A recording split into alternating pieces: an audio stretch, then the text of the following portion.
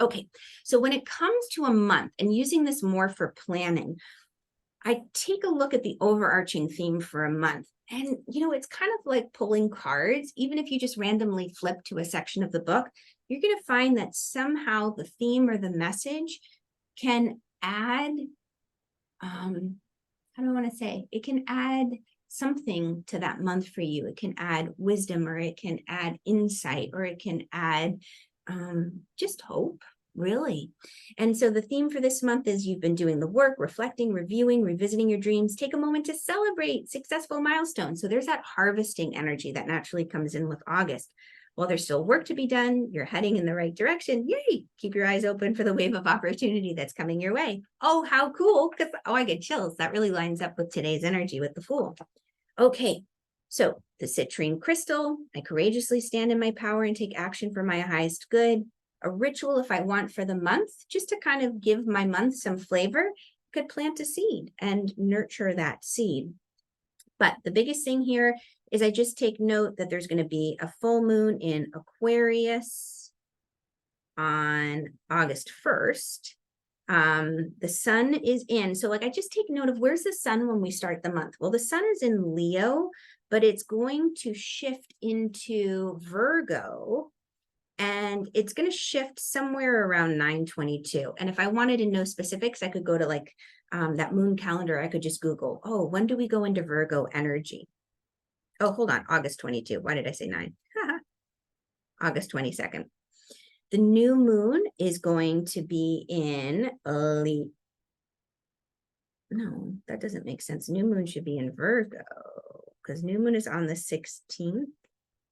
Let me see. Oh, I guess it is new moon in Leo. Holy cannoli. I got to get my bearings. So that's August 16th, 2023. So I looked this up on the moon calendar Astro already.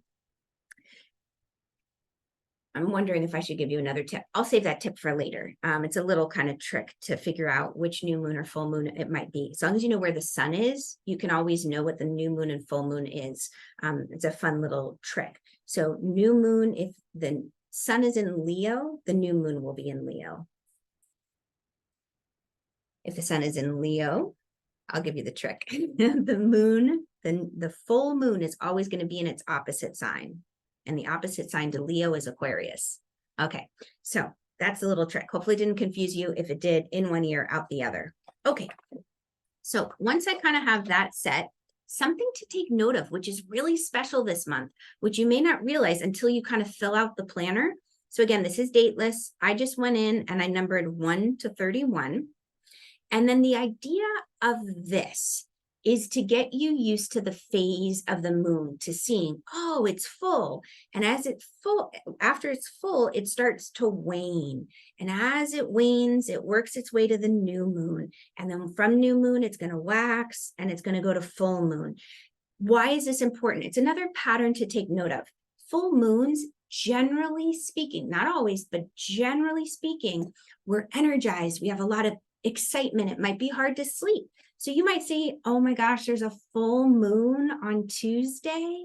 Well, Wednesday, I might not be able to wake up early and get to the gym because I'll be exhausted. I might not sleep so well. So I'm going to plan my day so that I go to the gym in the evening. I just want to make sure I have that time, or I do it on my lunch break.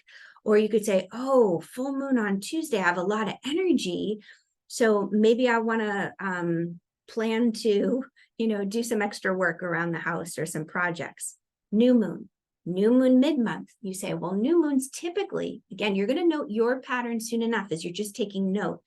New moon, many people can feel tired, introverted, withdrawn. They're kind of doing inward reflection. So let's say there's a networking event on the 16th of August, and you're like, wow, I'm going to feel a little more introverted, but this networking event offers a great opportunity.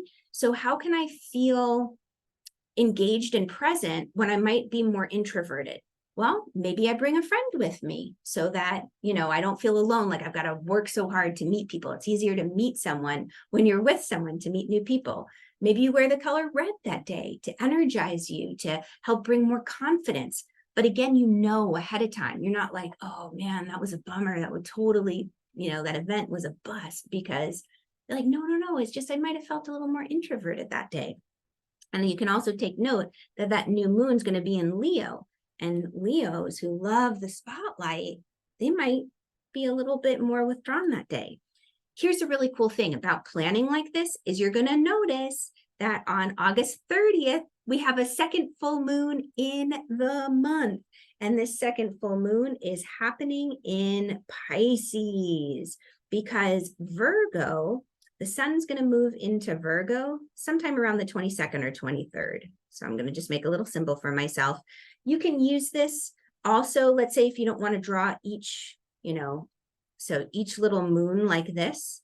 And so it's going to be going from that full moon, you're going to be getting that darkness coming in, and you're just drawing the darkness until it gets to that new moon. And then you get to your quarter moon and you can draw the quarter moon. And just so that, let's see, I'll show you, let me share actually. Got my keyboard really low. So if I say, okay, where's the quarter moon? Because it's nice to do, I like having full moon, new moon, and quarter moons. It keeps me on track. So if I come down here, full moon is on Tuesday, August 1st. So that last quarter moon is going to be on August 8th on Lionsgate. Okay, cool. So that's the other thing you can do with this is that you can write down the important markers, or maybe like someone's birthday and you're like, oh my gosh, their birthday's on a full moon. We can totally have a great party. Invite a lot of people. They might really be wanting to go out dancing, have fun. So you can write down things like that. So Sun in Virgo, let's see, I think it'll tell me in here. No, it doesn't tell me in here. Okay. So anyway, that's something that you can do. So you can copy. This is just kind of one way where you copy and you draw just as the dark side of the moon as it's kind of coming in and encroaching until it gets to that quarter moon, that last quarter moon. And we're getting ready to start that whole new cycle again on the 16th. This can help you also in planning projects. New moon's a time to plant a seed in an idea. And you say, okay, well, from the 16th to the 30th, let's say there's something you wanted to birth into this world or bring out, or a project you're working on. You can say, okay, well, the 16th would be a great time to start. And then the 30th, I'll have reached a mile marker. Maybe I'll have finished the project, or maybe I'll have reached a milestone in it. So that's kind of the way that I use this too. I hope that makes sense. This takes a little bit more time, but this is how you can start to mitigate the uncertainties and plan ahead. It also lets you know that with that second full moon in the month, this is considered a blue moon.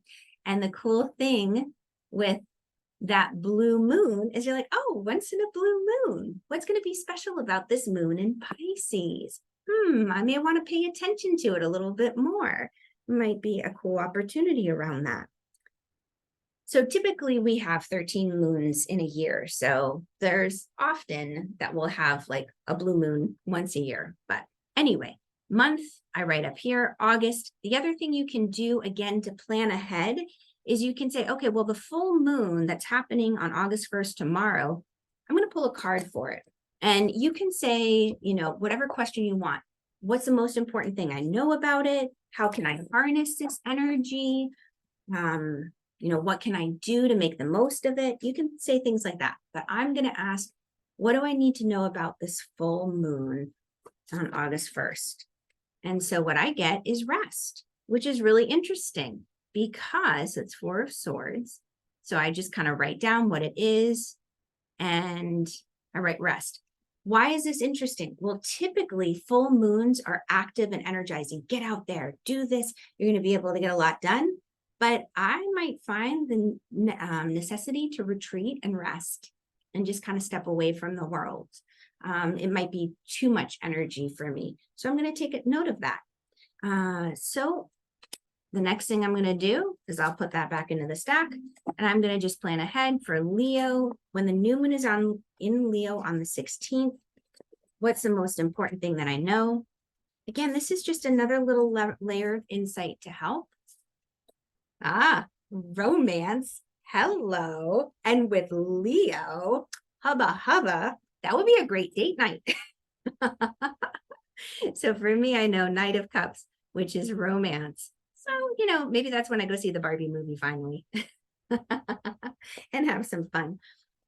So Knight of Romance. Oh, look how I wrote that. So Knight of Cups, who knows? But it gives you a little bit of an idea. So with that being said, you can take it to more layers. You can use this as a focal point with meditation for the month. Let me ask before I go on to that, if there are any questions about how I kind of look ahead at a month to kind of plan ahead. The other thing too to take note of is you could Google like astrological events for August 2023. And what you're going to discover is that Mercury is going to go retrograde. Let me get my ephemeris. Because all of a sudden the dates, Venus goes retrograde, Venus just stationed. So this is my ephemeris. And what this does is it just gives me what are all the planets doing and where are they? So I use this to figure it out. So August, I'm going to look at August and I'm going to look at Mercury. And Mercury goes retrograde. So this little R right here, which is kind of hard to see. I'll kind of lift it up. Ooh. That little R goes retrograde on the 23rd of August. So I can just take note to myself. I can draw his little figure, Mercury, or I could write Mercury. And retrograde is written like that, RX. So that's my sign of, oh, Mercury's going retrograde on Wednesday, August 23rd. It goes retrograde for about 3 weeks. I know that about 2 weeks before Mercury goes retrograde, things are going to start going wonky. So on August 9th, I might even make a little star for myself and say, oh, you know what? Let me back up all of my data and my files, because Mercury has to do with communication. Retrogrades just mean reflect, revisit, review. It's all the re's, redo, reassure, reassess. But Mercury going retrograde, Mercury is a planet of communication, of technology. So that means, okay, let's reassess our communications. Let's redo them. Let's review them. We want to be careful. This is when we can miss appointments or we miscommunicate. People misunderstand us. We misunderstand them. So I just know, all right, Mercury's going retrograde. What does that mean for me? I'm preparing, and that can help you as you go ahead. Venus is going just stationed and is officially retrograde in July. Yeah, 23rd. So she did go. I thought she had, where are we, the 31st. So Venus is already in retrograde. Let's see. If I look at August, I'm just kind of looking to see if any other planets. Saturn's still in retrograde and Neptune is in retrograde. And Pluto is in retrograde. Okay, so this is going above and beyond. You don't have to do this. You can just Google astrological events. And again, we're just dealing with high level stuff right now. We can get really, really detailed. If you want to go really down the rabbit hole, that's when Energy Alchemist is a good choice. Contact me and we can always go over that. Okay. This is, oh, and you can also, I just added this up here for the blue moon. So I'll probably pull a card for the blue moon on August 30th, figure out what's going to be done there. But that's the month. That's the idea of this section, to give you a planning tool to look at it. What's coming down the pipeline? What should I expect? Now, yeah, if any questions come up, feel free to pop them in. I'm going to just share one more thing.